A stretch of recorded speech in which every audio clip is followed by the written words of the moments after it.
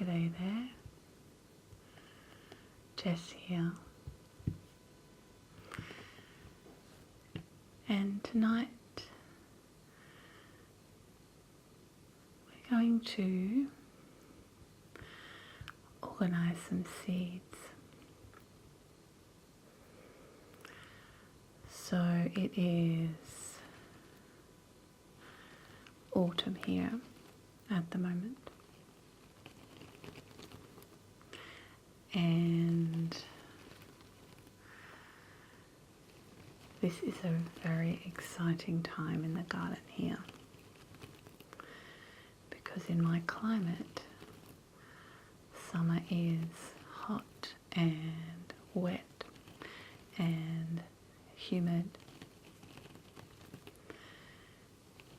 and we don't really do a lot in the garden in summer.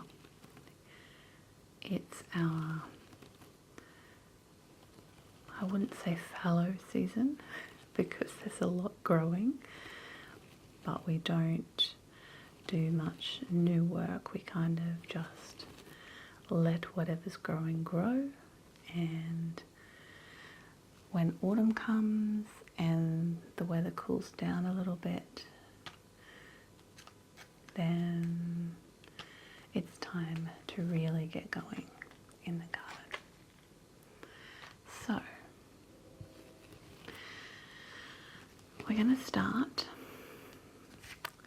by writing some labels for my seeds, and I have here my labels. So these are recycled from a yogurt container. So I just cut up little strips out of the plastic and use these as my labels, and they work really well because they last, and the text on them lasts for a long time, even through lots of watering and things like that. So I have found these are very effective plant tags, and they're basically free because I'm just reusing something that I would have put in the recycling. And of course, when I'm finished with them, I can clean off the old text and reuse them, or eventually just pop them in the recycling and be done. So let's start with these ones in front of me here, and if we get time we'll look at some other ones as well. So here I have zucchini, and it's a zucchini cocoselle,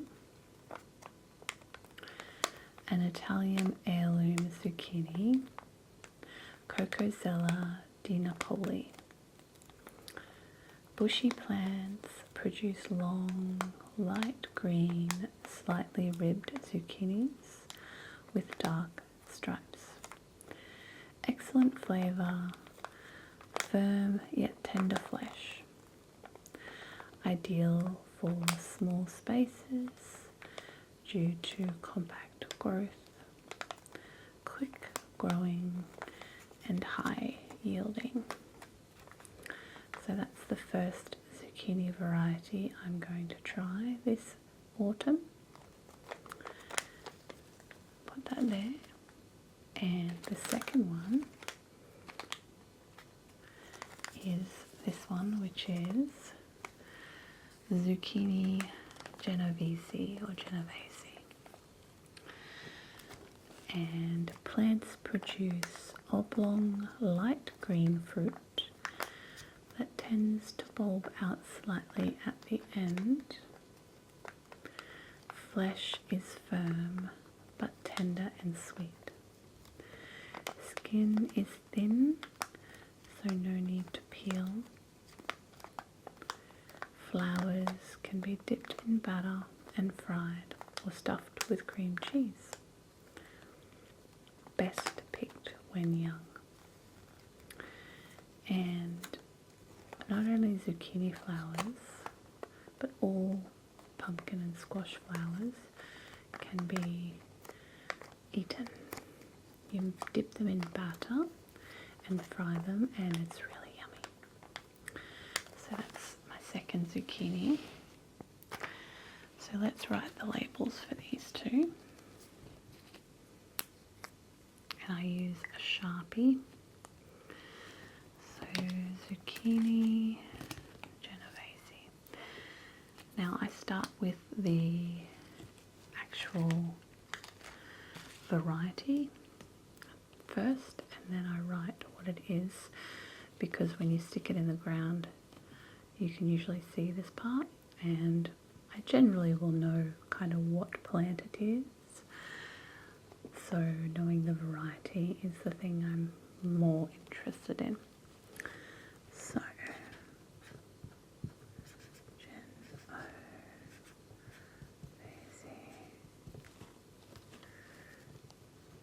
zucchini, and I'll just write zucca because that's all that will fit on there, but that's okay because I know what that means. So that's that one. Got that one. Pop it there for now. And this one is the cocoa cell. Cocoa cell. Zucchini. Okay. Cocoa cell zucchini. Now if I was going to plant multiples of these, I would obviously have to write multiple labels, but I'm just experimenting with these ones this season, so I'm only just going to do one or two right near each other. Okay, so now we have the next set, and I'm very excited about these because these are some of my absolute favourites to grow, and they are the snow peas and the sugar snap peas. They are just so yummy to eat straight off the vine. You can go along and pick them and bring them inside, or just eat them straight off the vine, which is always fun as well. So I've got a bit of a mix here. Got two snow pea varieties and two sugar snap pea varieties. I also have a third snow pea variety which I grew last year and was very good. I've already got that over there elsewhere because I have it in like a container that's quite loud, so I didn't want to use that in this video. So start with this one. This is Snow Pea Oregon Sugar Pod. Dwarf plants to 90 centimeters, producing flat, light green edible pods, growing to 10 centimeters. Sweet, juicy and crunchy, resistant to powdery mildew, which is important in this climate because it's a real problem with our humidity. Heavy cropping, can be eaten raw or cooked, excellent in salads and stir fries, as are all snow peas. So that's that one. And then these ones are very exciting.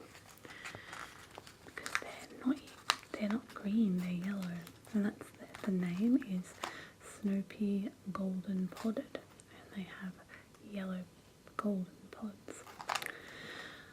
Climbing pea growing to 200 centimeters, as opposed to this one, which is much smaller, so I'll have to consider that when I plant them. Plants produce attractive purple flowers, followed by unusual golden yellow pods. Can be picked young and used like a snow pea, or left to mature and used like a shelling pea. So this is versatile, and it looks different because it's got the purple flowers and the golden pods. Now, I did try these last year, but I planted them in a terrible position, so they didn't really grow well. So I'm going to grow them in a much better position this year. Alright, let's do the labels for the snow peas, and then we'll get on to the sugar snaps.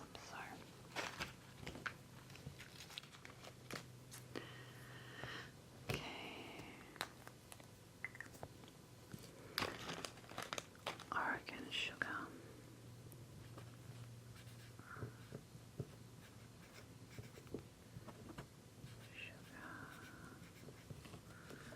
Powder. Snow. Pea. There's some indented writing on here that's making it a bit difficult to write over the top of it, but we got there in the end. So we've got our label for those.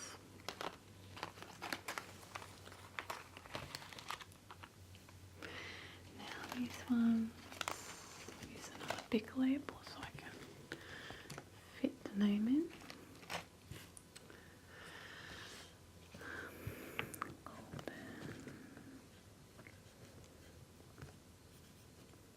Potted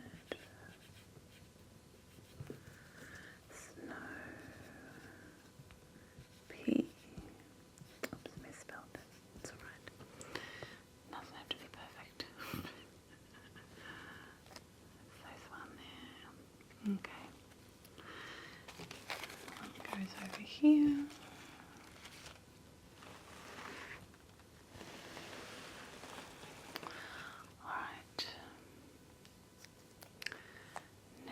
Let's look at our sugar snaps. Yummy. We've got two varieties of sugar snap here. Got Sugar Bon and Cascadia. So let's look at what the difference is here.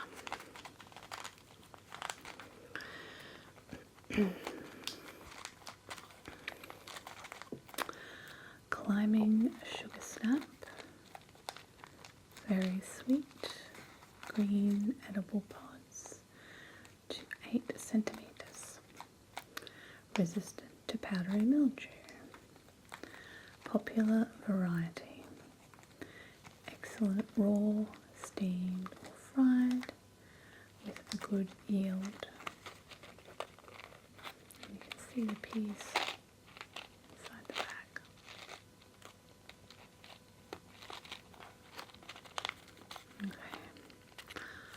Also on the back of these,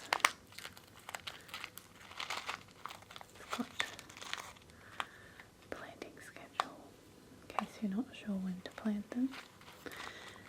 And I am in the subtropics, and the first month you can plant them is now, March, April, May, June, July.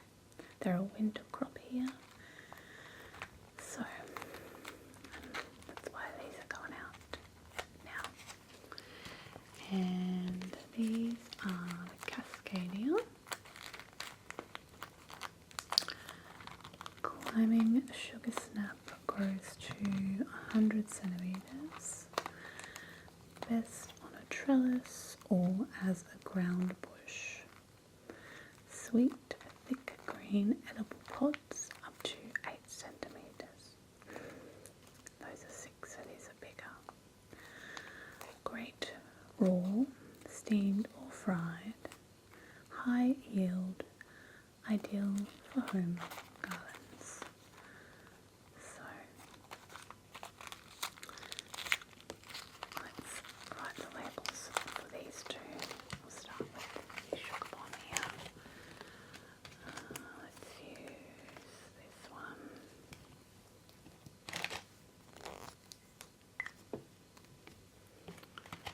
So, sugar bomb, sugar snap.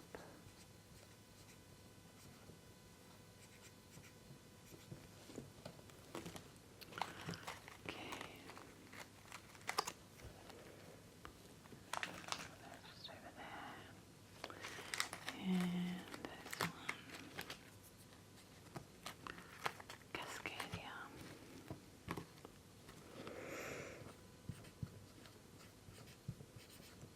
Cascadia. Sugar snap. Okay.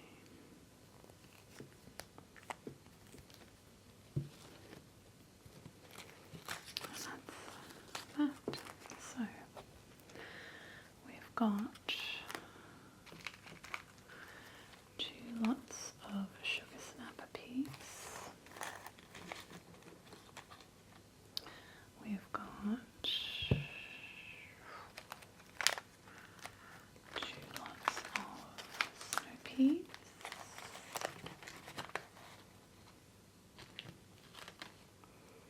And we have 2 varieties of zucchini. Got a little bit of Sharpie on my fingernail there. So these are going to be going out in the garden tomorrow, hopefully. I just have to decide where they're all going to go because I have some big arch trellises, but they're all being used by other things at the moment. And another thing I like to do to grow these is a bamboo teepee where I put a whole bunch of bamboo stakes together, tie them at the top into a teepee shape and let these grow up, and that works really well. So that's probably what I'll do with a bunch of these, but I also have in another spot in my garden a very big trellis that I'm growing various things along, and I've got some space for 1 or 2 of these climbers. And of course the zucchinis can go wherever because they're just bushes, so they will probably just be tucked in various spots in my garden,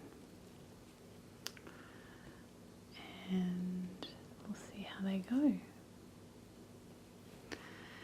So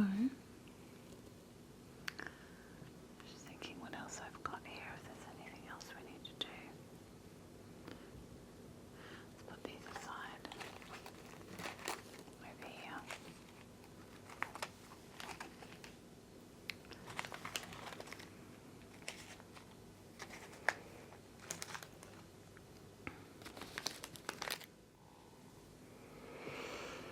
So let's look in this container here.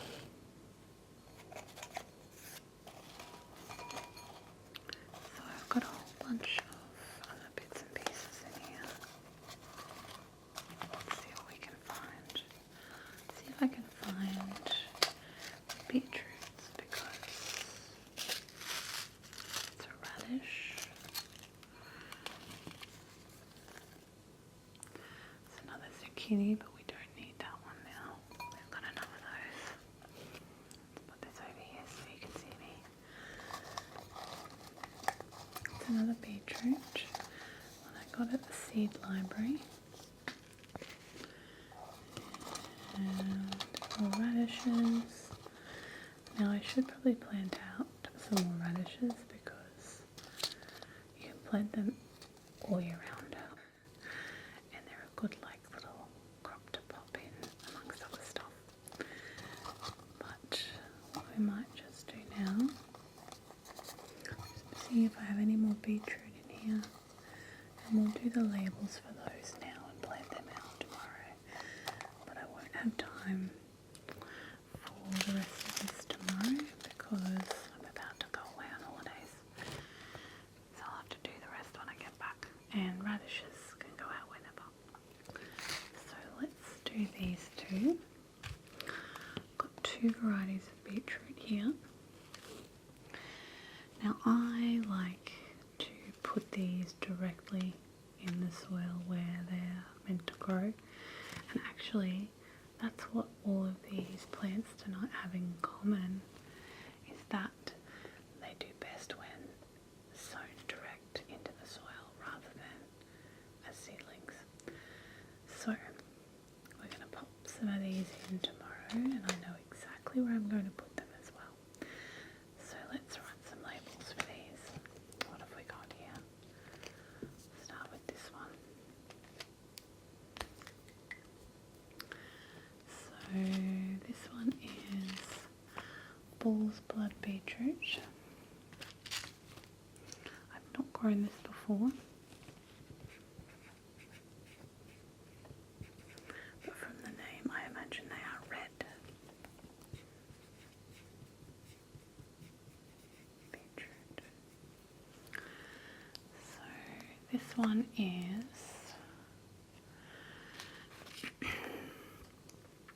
full sun, frequent watering, spring, summer, autumn, which is now ideal spacing and harvest time. We have 15 millimeter depth, 50 centimeter spacing, well drained soil, and harvest in 55 days.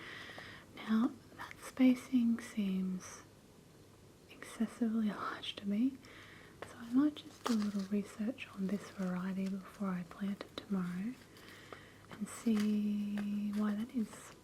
I don't know, what does this one say? Spacing 10, okay, so this says rows 50 centimeters but 10 centimeters apart, which seems more realistic. So I think unless these are particularly enormous, then we'll go with that spacing. So let's pop this one over here. And then the beetroot white, so white beetroot. White skin with white flesh, sweet flavour, will not change the colour of other vegetables when cooked together like red beets. Good for boiling, pickling and baking. So, and again, subtropics, we can plant these from February all the way through to October. And I didn't plant any in February, but we're going to plant some this month. So, white beetroot. White. Very simple name. Beetroot.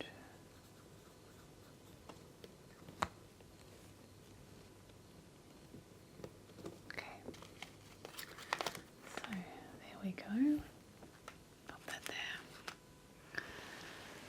And I think that'll do for this evening, because that's plenty for me to get through tomorrow amongst my packing and finishing the rest of our autumn cleaning and preparing for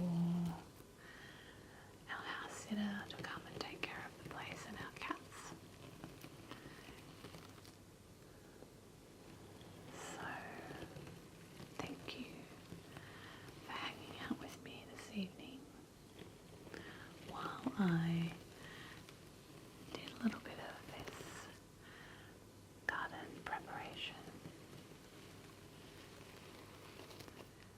If you're still awake and you enjoyed this video,